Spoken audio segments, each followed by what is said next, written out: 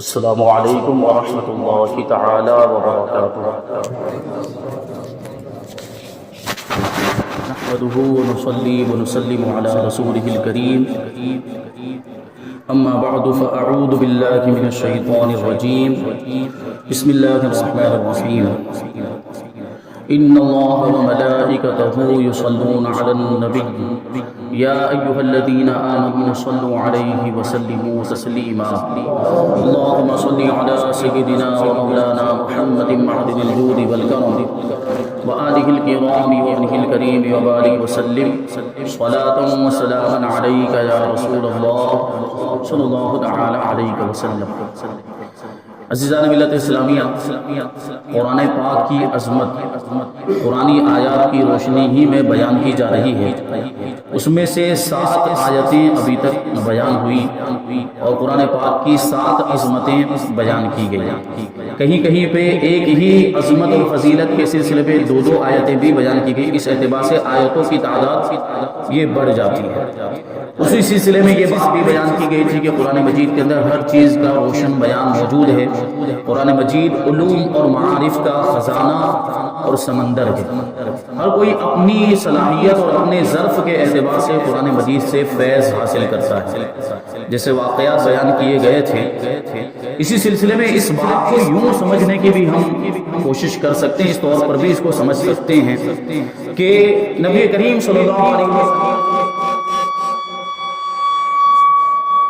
حضور پاک صلی اللہ علیہ وسلم کے زمانے میں تو آج کل جس طریقے سے یہ اتنے زیادہ جو مدرسے ہو گئے اور اتنی زیادہ اسکولیں، کالجز اور یونیورسٹیز قائم ہو گئی، اور ان کالجز اور یونیورسٹیز میں قسم قسم کے کورس کرائے جاتے ہیں اور مختلف کتابیں، بلکہ سینکڑوں کتابیں پڑھائی جاتی ہیں۔ اگر کوئی مخصوص کورس ہے تو اس کی کتابیں الگ ہوا کرتی ہیں۔ تو اسی طرح جتنے بھی کورس ہیں ان کی کتابیں الگ الگ ہیں۔ بی اے ہے، ایم اے ہے، بی کام ہے، بی ایس سی ہے، مختلف جو ہے کہ پی ایچ ڈی وغیرہ سب لے لیں اس میں۔ تو یہ سارے کورسز کرائے جاتے ہیں اور ان ساری چیزوں کی کتابیں جو ہوتی ہیں وہ الگ الگ ہوا کرتی ہیں۔ یعنی بی اے والا جو ہے وہ بی کام کی کتابیں نہیں پڑھ سکتا، اسی طرح بی ایس سی والا جو ہے وہ آرٹ کی کتابیں نہیں پڑھ سکتا، ان کی کتابیں الگ ہوا کرتی ہیں۔ لیکن رسول پاک صلی اللہ علیہ وسلم کے زمانے میں اتنے سارے مدرسے نہیں تھے، ایک ہی مدرسہ تھا، وہ رسول پاک صلی اللہ علیہ وسلم کا مدرسہ تھا، اور اس مدرسے کے اندر بہت سارے کچھ اس طرح کے کورس نہیں کرائے جاتے تھے جیسے کہ آج کے زمانے میں ہوتے ہیں۔ اس زمانے میں صرف رسول پاک صلی اللہ علیہ وسلم جو کچھ ارشاد فرماتے تھے وہی ایک پورے کورس کی حیثیت رکھتا تھا، اور وہ جو مدرسہ رسول پاک صلی اللہ علیہ وسلم کا مدرسہ تھا اس میں مختلف کتابیں نہیں پڑھائی جاتی تھی، اس میں ایک ہی کتاب پڑھائی جاتی تھی اور وہ کتاب ہے قرآن مجید۔ اب اس کا فیض کیا ہوا؟ رسول پاک صلی اللہ علیہ وسلم کے مدرسوں میں پڑھنے والے کون تھے؟ صحابہ کرام۔ طالب علم اور اسٹوڈنٹ کون تھے؟ صحابہ کرام تھے۔ اب وہ کتاب ایک ہی پڑھ رہے ہیں،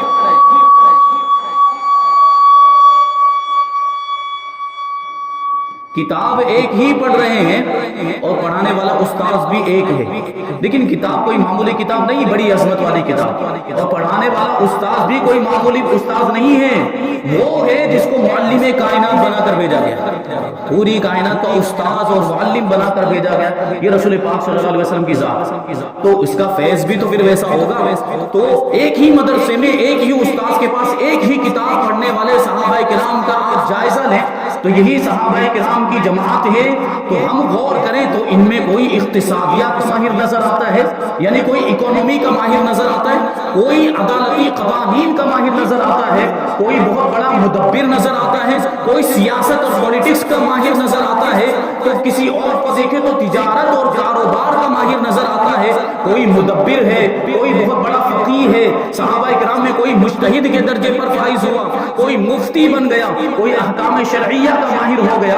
ایک ہی استاذ کے پاس پڑھنے والے، ایک ہی کتاب کو پڑھنے والے، ان کے اندر یہ ساری مہارتیں کہاں سے آئی؟ یہ قرآن مجید کا فیض ہے، یہ قرآن ہی سے پڑھ کر انہوں نے سیکھا تھا۔ قرآن کے اندر سارے علوم موجود ہیں، ساری چیزیں بیان کر دی گئی ہیں، بس اس کو حاصل کرنے والا ہونا چاہیے۔ صحابہ کرام کے پاس ایسی صلاحیتیں تھیں، وہ ظرف تھا، تو ہر صحابی نے اپنے ظرف کے اعتبار سے قرآن مجید سے علم حاصل کیا اور اپنے اعتبار سے وہ ماہرین پیدا ہوئے. وہ کیسے کیسے ماہرین تھے؟ کوئی تجارت کا، کوئی کاروبار کا ماہر، کوئی عدالتی قانون کا ماہر، کوئی جنگی تدابیر کا ماہر. حالانکہ کتاب تو ایک ہی پڑھی تھی لیکن اتنی ساری مہارتیں. یہ قرآن کا فیض ہے. اس زمانے میں اتنی سب کتابیں نہیں پڑھائی جاتی تھی اور اتنے سارے مدرسے، کالج اور اسکول نہیں تھے.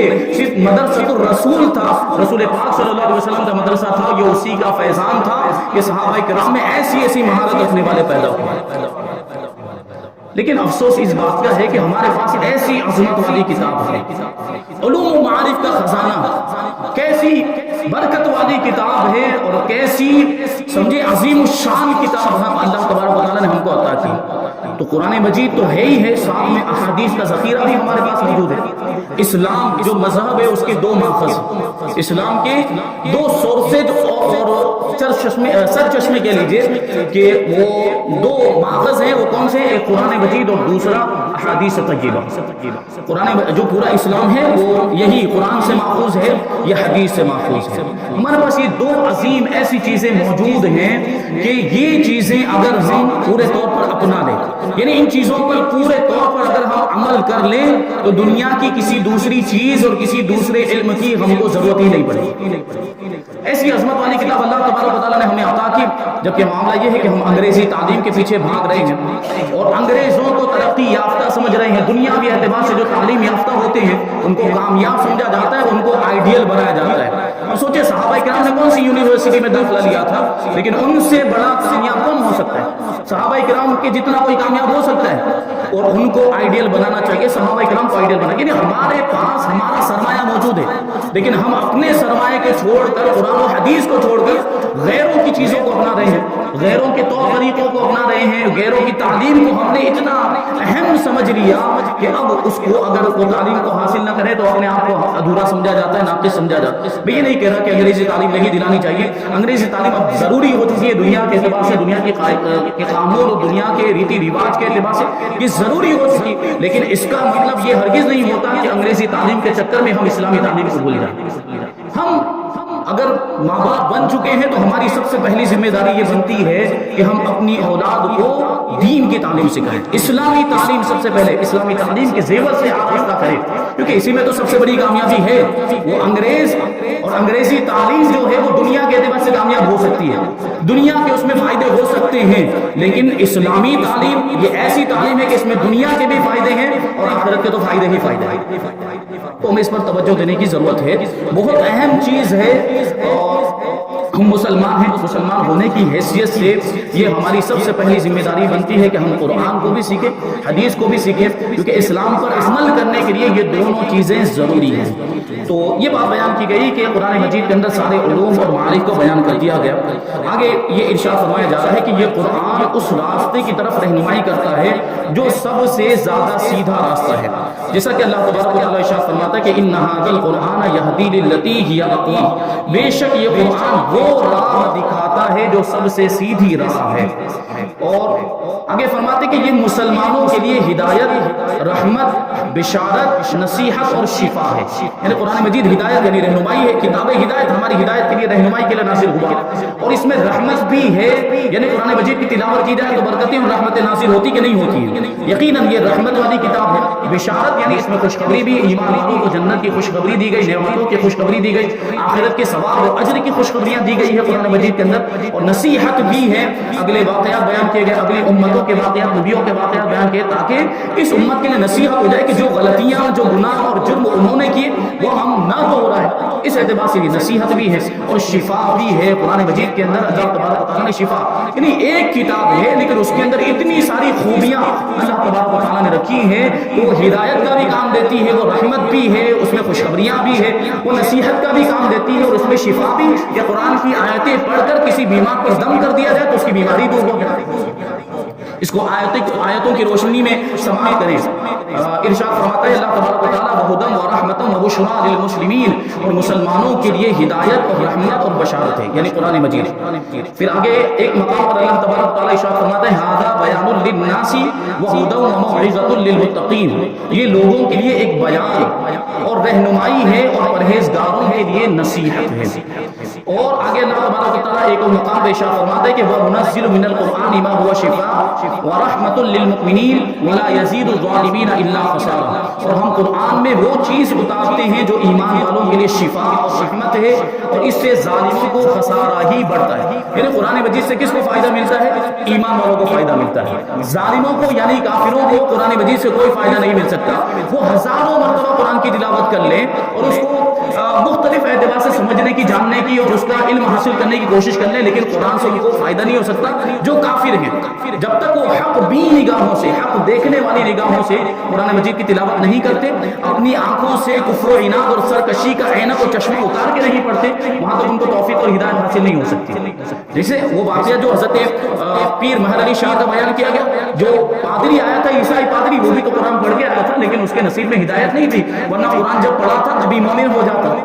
تو یہ بات ہے قرآن مجید کے اندر اللہ تبارک و تعالیٰ نے شفا بھی رکھی ہے کہ قرآن کی آیتیں پڑھ کر اگر بیمار پر دم کر دیا جائے یا پانی پر دم کر کے پلایا جائے تو شفا ہو جاتی ہے. بہت سے ایسے واقعات ہیں بزرگوں کے.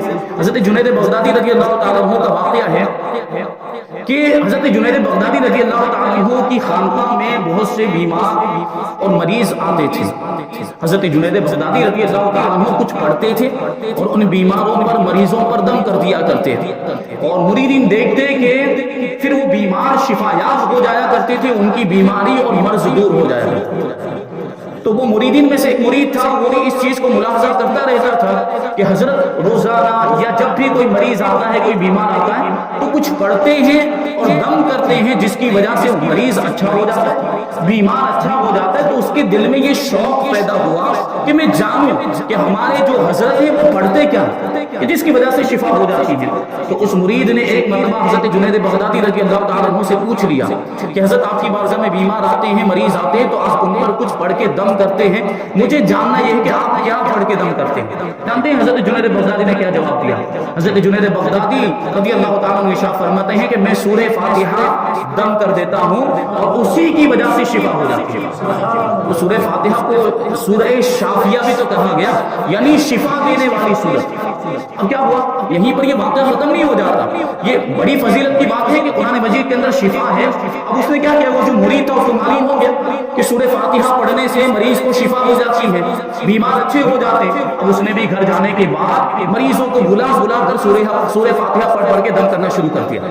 محلے میں، رشتہ داروں میں، جاننے والوں میں جو بھی مریض ہوتا، بیمار ہوتا، وہ اس کو بلاتا، اپنے گھر پہ بلاتا یا وہاں پر جا کر وہ سورہ فاتحہ پڑھتا اور دم کرتا. لیکن معاملہ یہ کہ اس کے سورہ فاتحہ پڑھنے کی وجہ سے کوئی مریض اچھا ہی نہیں ہو رہا تھا، کسی کو شفا حاصل نہیں ہو رہی تھی. بڑے معاملہ، وہ حیران و پریشان، وہ کیا سوچنے لگا من میں کہ میرے حضرت بھی تو سورہ فاتحہ پڑھتے ہیں اور میں بھی تو سورہ فاتحہ ہی پڑھتا ہوں، اور حضرت جب پڑھتے ہیں تو شفا ہو جاتی، میں پڑھ رہا ہوں تو شفا نہیں ہو رہی. وہ گیا حضرت کے پاس، حضرت جنید بغدادی رضی اللہ تعالیٰ عنہ کی بارگاہ میں حاصل ہوا اور اپنا واقعہ بیان کیا. حضرت آپ نے کہا تھا کہ سورہ فاتحہ میں شفا ہے، سورہ فاتحہ پڑھ کر اگر دم کر دیا جائے تو مریض اچھا ہو جاتا ہے، تو میں بھی تو یہی کر رہا ہوں. میں نے بہت سارے مریضوں پر سورہ فاتحہ کو پڑھ کے دم کیا لیکن کسی کو شفا حاصل ہو ہی نہیں رہی. حضرت جنید بغدادی رضی اللہ تعالیٰ عنہ ارشاد فرماتے ہیں کہ تو بھی سورہ فاتحہ ہی پڑھتا ہے لیکن تیرے پاس جنید کی زبان نہیں. یعنی قرآن مجید کے اندر تاثیر تو ہے. قرآن مجید اللہ تبارک و تعالیٰ کا کلام ہے اور اللہ تبارک و تعالیٰ کا کلام ہونے کی حیثیت سے قرآن مجید اثر کرتا ہے، لیکن پھر پڑھنے والا بھی ویسا ہونا چاہیے، روحانی اعتبار سے مضبوط ہونا چاہیے. حضرت جنید بغدادی رضی اللہ تعالیٰ عنہ اللہ کے ولی اور کتنے بڑے مقام پر، مرتبے پر فائز تھے، تو ظاہر سی بات ان کی زبان میں بھی تاثیر، وہ پڑھتے تھے، پھر قرآن مجید کی الگ تاثیر، تو اس کی وجہ سے مریض جو ہوتے تھے وہ شفا یاب ہو جاتے تھے. تو آج کے زمانے میں ہم اگر کوئی پڑھتے ہیں، کوئی وظیفہ پڑھتے ہیں، کوئی آیت پڑھتے ہیں اور شفا نہیں ہو رہی ہے، جس مقصد کے لیے ہم پڑھ رہے ہیں اس مقصد میں کامیابی حاصل نہیں ہو رہی ہے، تو ہم اپنے آپ پہ غور کریں، ہم محاسبہ کریں کہ ہم کتنے نیک ہیں. تو جو نیک لوگ ہوتے ہیں جب کوئی وظیفہ پڑھتے ہیں تو ان کے وظیفے کا اثر ہوتا ہے. یہی تو وجہ ہے کہ ہم بزرگوں کے پاس جاتے ہیں، پیر و مرشد آ گئے تو ہم ان کے پاس پہنچتے ہیں، حضرت یہ بیماری ہو گئی، یہ پریشانی ہے تو آپ دعا فرما دیں، کوئی وظیفہ بتا دیں. اگر ہر کسی کے پڑھنے سے شفا ہو جاتی تو پھر بزرگوں کے پاس جانے کی ضرورت کیا تھی؟ اور یہی وجہ ہے کہ ہمارے بزرگوں کا بھی طریقہ، حضور مفتی اعظم علیہ رحمت و رضوان کا معاملہ کیا تھا کہ جب بھی آپ کے پاس کوئی تعویذ لینے کے لیے آتا، کوئی وظیفہ لینے کے لیے آتا، تو حضور مفتی اعظم ہند رضی اللہ تعالیٰ عنہ سب سے پہلے اسے پوچھتے کہ تم نماز پڑھتے ہو کہ نہیں پڑھتے. سب سے پہلے یہ سوال کرتے تھے کہ نماز پڑھتے ہو کہ نہیں پڑھتے، کیونکہ نماز ہی تو سب سے بڑا تعویذ ہے. اور پھر دوسری بات یہ ہے کہ اگر آدمی نماز نہیں پڑھتا ہے تو وظیفہ کر رہا ہے، نماز نہیں پڑھتا اور تعویذ لٹکائے ہوئے ہے تو اللہ کی ایک طرف نافرمانی کر رہا ہے اور دوسری طرف یہ سوچ رہا ہے کہ اس وظیفے کی برکت سے اللہ تبارک و تعالیٰ مجھے شفا حاصل جو ہے کہ عطا فرما دے یا میرا مقصد پورا ہو جائے، تو ایک طرف نافرمانی اور دوسری طرف اللہ کی رحمت سے امید بھی ہے، کیسے ہو سکتا ہے؟ تو پہلے انسان اپنے عمل کو سدھارے، اپنے آپ کی اصلاح کرے، پھر یہ وظائف کیے جائیں، قرآن کی آیتیں پڑھیں، اور یہ جو تعویذ وغیرہ جو بھی قرآن کی آیتوں پر اور اسماء الہیہ پر جو مشتمل تعویذات ہوتے ہیں وہ تعویذ استعمال کریں تو پھر اس کا اثر بھی ہوگا اور ہم اس کی برکتیں دیکھیں گے۔ کیونکہ حضرت جنید بغدادی غریب نواز رضی اللہ تعالیٰ عنہ کا مہینہ ہے، تو غریب نواز رضی اللہ تعالیٰ عنہ کا بھی اسی طرح کا ایک واقعہ، غریب نواز رضی اللہ تعالیٰ عنہ جب ہندوستان میں تشریف لائے تو یہاں ظاہر سی بات ہے اتنی زیادہ تعداد نہیں تھی، غریب نواز سے پہلے بھی اولیاء کرام ہندوستان میں آئے تھے، بادشاہ بھی آ چکے، محمود غزنوی بھی غریب نواز سے پہلے یہاں پہ آ چکے، مسلمان تھے لیکن اتنی زیادہ تعداد میں نہیں تھے۔ یہ غریب نواز کے قدموں کی برکتیں ہیں جو اسلام کی بہاریں اور رونقیں ہم دیکھ رہے ہیں۔ غریب نواز نے سینکڑوں ہزاروں لاکھوں کو کلمہ پڑھا کے مسلمان بنایا، تو یہ شان ہے غریب نواز رضی اللہ عنہ کی۔ اب ظاہر سی بات ہے کہ غریب نواز جب آئے تھے تو یہ غیر مسلموں کا ملک تھا، پورا جو ہے یہ غیر مسلموں کی تعداد بہت زیادہ تھی۔ غریب نواز رضی اللہ عنہ کی شخصیت ایسی پرکشش تھی کہ مسلمان تو مسلمان، غیر مسلم بھی آپ کی طرف کھینچے چلے آتے تھے، اور غریب نواز کی بارگاہ میں مسلمان تو علاج کروانے کے لیے آتے تھے روحانی طور پر، غیر مسلم بھی آتے تھے، غیر مسلم اپنے مریضوں کو لے کر آتے، بیماروں کو، مصیبت زدہ کو، تکلیف زدہ لوگوں کو لے کر آتے تھے، اور غریب نواز رضی اللہ تعالیٰ عنہ آیتیں پڑھ کر اللہ تبارک و تعالیٰ کے نام اسماء پڑھ کر دم کرتے تھے تو ان کو شفا ہو جایا کرتی تھی۔ اس کی وجہ سے ان کی عقیدتوں میں، غیر مسلمین کی عقیدتوں میں اور اضافہ ہو جاتا تھا، اور اکثر و بیشتر وہ جو غیر مسلم ہوتے تھے وہ کلمہ پڑھ کے مسلمان ہو جاتے تھے۔ غریب نواز رضی اللہ تعالیٰ نے جو مختلف طریقوں سے اسلام کی تبلیغ و اشاعت کی ہے اس میں سے ایک طریقہ یہ بھی تھا کہ اس کے ذریعے سے بھی اسلام پھیلا ہے۔ تو یہ بزرگان دین جو ہمارے تعویذات جو دیتے ہیں، وظیفے جو بتاتے ہیں، وہ جو خدمات، بزرگ مفتی اعظم ہند کے واقعات کو ہم پڑھیں تو کہیں کسی سفر میں جاتے تھے تو لوگوں کا اتنا ہجوم ہو جاتا تھا تعویذات لینے کے لیے، وظائف معلوم کرنے کے لیے، کہ پھر بزرگ مفتی اعظم کو بعض اوقات واپسی جو سفر کی واپسی اس میں لیٹ ہو رہا ہوتا ہے، تاخیر ہو رہی ہوتی ہے، کئی مرتبہ ٹرینیں چھوٹ گئی، گاڑیاں چھوٹ گئی ہیں، لیکن حضور مفتی اعظم کو جب خادمین کہتے تھے کہ حضرت اس کی وجہ سے گاڑی چھوٹ جائے گی یا لیٹ ہو جائے گا، تاخیر ہو جائے گی، تو حضور مفتی اعظم ارشاد فرماتے تھے کہ یہ ضرورت مند میرے پاس آئے ہیں، حاجت مند میرے پاس آئے ہیں تعویذ لینے کے لیے، وظائف معلوم کرنے کے لیے، میرے علاوہ یہ خدمت کون کرے گا اور ان کی یہ ضرورت کون پوری کرے گا؟ یہ بھی تو قوم کی ایک ضرورت ہے، لیکن ہمارے بزرگوں کی سنت بھی ہے، طریقہ بھی ہے۔ تو یہ غریب نواز رضی اللہ تعالیٰ عنہ کی زندگی سے بھی ہمیں یہ سبق ملتا ہے۔ اور آگے قرآن کے بارے میں فرماتے ہیں کہ یہ خاص طور پر اہل عرب کے لیے اور عمومی طور پر پوری امت کے لیے عظمت اور ناموری کا سبب ہے۔ چنانچہ اللہ تعالیٰ ارشاد فرماتے ہیں کہ وَإِنَّهُ لَذِكْرٌ لِقَوْمِكَ، اور اے حبیب صلی اللہ علیہ وسلم بے شک یہ قرآن تمہارے اور تمہاری قوم کے لیے عظمت کا سبب ہے، کیونکہ قرآن مجید کہاں نازل ہوا؟ عرب میں نازل ہوا، بنیادی طور پر، ابتدائی طور پر۔ ویسے تو پوری دنیا کے لیے قرآن مجید نازل ہوا ہے، لیکن یہ نازل ہوا ابتدائی طور پر اہل عرب کے لیے، اور عربی زبان میں نازل ہوا، تو ظاہر سی بات ہے یہ عرب والوں کے لیے بڑے فخر کی بات ہے، یہ ان کے لیے عزت کا سبب ہے، ان کی عظمت اس سے دوبالا ہو گئی۔ تو عرب والوں کے لیے، پھر پورے قوم کے لیے، سارے مسلمانوں کے لیے عظمت، کہ ایسی عظمت والی کتاب، ایسی عظیم الشان کتاب، اللہ کی آخری کتاب اور قرآن مجید سب سے بہترین اور افضل کتاب اس قوم کو، اس امت کو عطا کی گئی، تو یہ اس امت کے لیے بڑے فخر کی بات ہے۔ دوسرے مقام پہ اللہ تبارک و تعالیٰ ارشاد فرماتا ہے کہ لقد انزلنا الیکم کتابا فیہ ذکرکم افلا تعقلون، بے شک ہم نے تمہاری طرف ایک کتاب نازل فرمائی جس میں تمہارا چرچا ہے، تو کیا تمہیں عقل نہیں؟ یعنی اس کی اہمیت کو سمجھے، یہ ایسی عظیم کتاب ہے، اس کی قدر کو جانیں۔ آگے ارشاد فرماتے ہیں کہ یہ انتہائی اثر آفری کتاب ہے، اثر کرنے والی کتاب ہے۔ ابھی جیسے میں نے کچھ واقعات بیان کیے کہ قرآن کیسا اثر کرتا ہے، جسے سن کر خوف اور خشیت کے پیکر لوگوں کے دل دہل جاتے ہیں اور بدن پر رونگٹے کھڑے ہو جاتے ہیں۔ جو اللہ والے ہوتے ہیں، جو اللہ کے ولی محبوب بندے ہوتے ہیں، جب قرآن کی آیتیں سنتے ہیں تو وہ کانپنے لگ جاتے ہیں اور ان کے رونگٹے کھڑے ہو جاتے ہیں، ان کے ذہن میں یہ تصور ہوتا ہے کہ یہ اس ذات کا کلام ہے جو خالق کائنات کائنات ہے، جو مالک کائنات ہے، ساری چیزوں کو اسی نے پیدا کیا ہے۔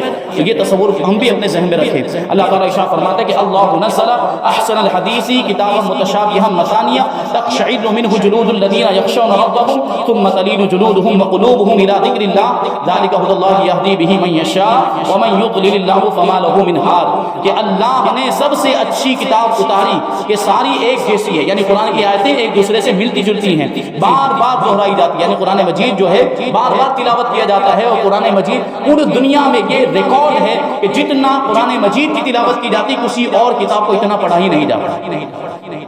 اس سے ان لوگوں کے بدن پر رونگٹے کھڑے ہو جاتے ہیں جو اپنے رب سے ڈرتے ہیں، پھر ان کی کھالیں اور دل اللہ کی یاد کی طرف نرم پڑ جاتے ہیں۔ یہ اللہ کی ہدایت ہے، وہ جسے چاہتا ہے اس کے ذریعے ہدایت دیتا ہے اور جسے چاہتا ہے گمراہ کر دیتا ہے اسے، اور جسے اللہ تبارک و تعالیٰ گمراہ کر دے اسے کوئی راہ دکھانے والا نہیں۔ الغرض یہ بڑی برکت والی کتاب ہے، اس لیے سب مسلمانوں کو چاہیے کہ اس کی پیروی کریں اور پرہیزگار بن جائیں، اللہ کا خوف دل میں پیدا کریں تاکہ اللہ تعالیٰ ان پر رحم کرے۔ چنانچہ اللہ تعالیٰ ارشاد فرماتے ہیں کہ وَهَذَا کتاب انزلناہ مبارک فاتبعوہ واتقوا لعلکم ترحمون۔ اور یہ قرآن وہ کتاب ہے جسے ہم نے نازل کیا ہے، بڑی برکت والی کتاب ہے، تو تم اس کی پیروی کرو، یعنی اس پر عمل کرو اور پرہیزگار بن جاؤ، یعنی اپنے دل میں خدا کا خوف پیدا کرو تاکہ تم پر رحم کیا جائے۔ تو یہ قرآن پاک کی عظمت قرآن کی آیت کی روشنی میں ہی بیان کی گئی۔ اب انشاءاللہ تبارک و تعالیٰ آگے احادیث کی روشنی میں قرآن کی عظمت کو بیان کیا جائے گا۔ اللہ تبارک و تعالیٰ کی بارگاہ میں دعا ہے کہ نور قرآن سے ہمارے دلوں کو منور اور روشن پر فرمائے اور قرآن پاک کے احکام پر ہم سب کو عمل کرنے کی توفیق عطا فرمائے۔ وما علینا الا البلاغ۔ السلام